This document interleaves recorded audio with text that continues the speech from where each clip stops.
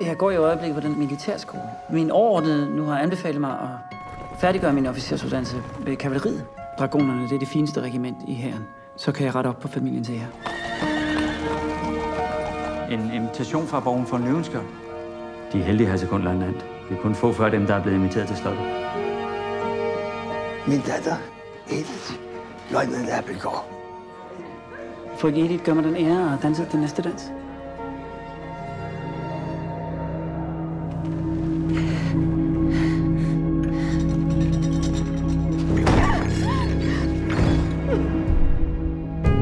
Hvis de vidste, hvad det pigebarn havde været igennem, hvis de vidste, hvor glad hun blev, da deres blomster kom. Hun lå. Hun lå.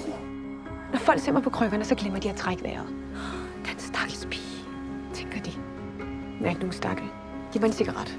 Det er vel forhåbentlig ikke den lamme datter eller hans penge derude efter. Nej, hvad regner du mig for? Selvfølgelig er det den unge, smukke niece. Ikke, Anton?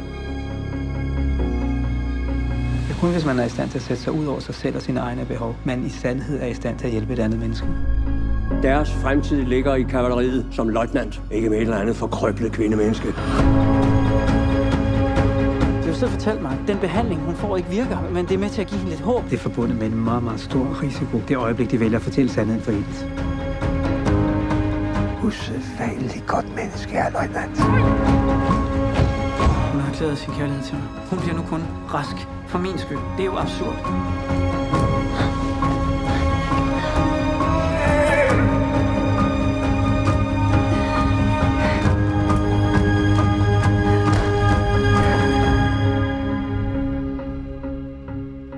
Hun har åbnet sit hjerte for dem.